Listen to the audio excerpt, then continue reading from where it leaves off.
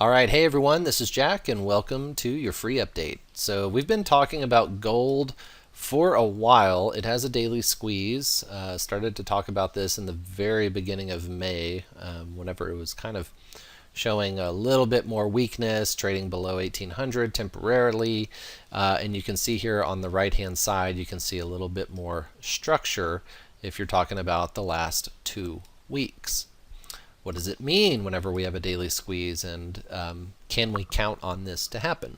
Well, there's a narrative kind of building around what could be a supportive narrative for gold to push again much higher than this snow line, or possibly above 1905 for a nice little breakout if that daily squeeze does fire. And it's been kind of a heartbreaker. Gold can be tough to call, I guess you could say, but the 4 hour chart does, I kind of treat a daily chart like a 4 hour chart in the way that it's still a large expanse of time.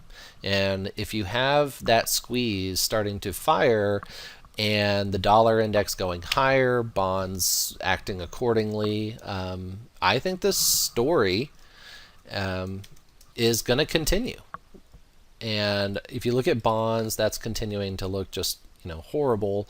But whenever you have the dollar up, bonds down, I'm very curious what's going to happen about and around the daily squeeze on TLT that now looks like it's trying to fire. So there's a lot that's going to happen next week. We'll have interest rate hike stuff. We'll have trillions in expiration for S&Ps on Friday. So I'm expecting a lot more volatility than what we've had in the previous weeks starting on Monday.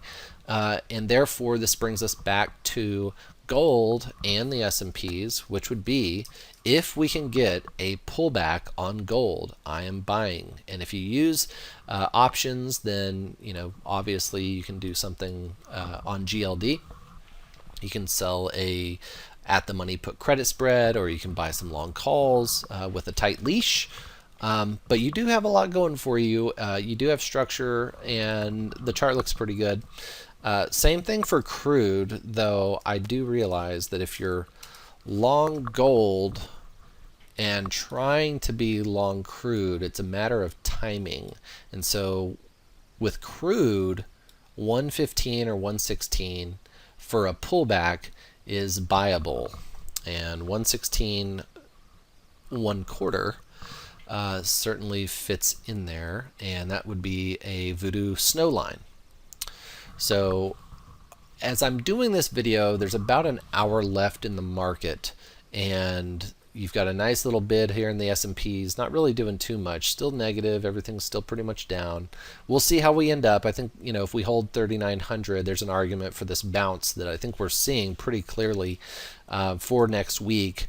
And if anything, I think there's a lot of comfort in knowing that if the volatility is going to expand, I think there's an opportunity to do a lot of scalping and playing the opposite side of whatever move happens first. So kind of taking not so much a contrarian move, but a passive perspective and playing the opposite of a strong move. I think we're there. I think that's something we're going to talk about a lot on Monday. Like, in other words, if there's a violent rip higher in the morning and that sells off, I will try to buy it again. If there is a rip lower, we will see how low that goes and try to, take advantage of it on a Monday. And I'm going to be trying to sell some deep in the money put credit spreads and trying to just be cautiously bullish.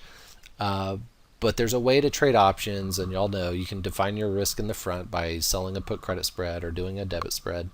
I think there's a lot to be said for the volatility that we could be seeing next week. And don't let that skew or affect your long-term view, because I think there is reasonable suspicion to be able to, yes, if you know what a bear market's characteristics are, you know that there can be some pretty insane rips, and I think we're about to experience one of those. If we don't, then this down here on the left-hand side with the S&Ps, was ultimately a shortable offense, and it was just another air pocket to short.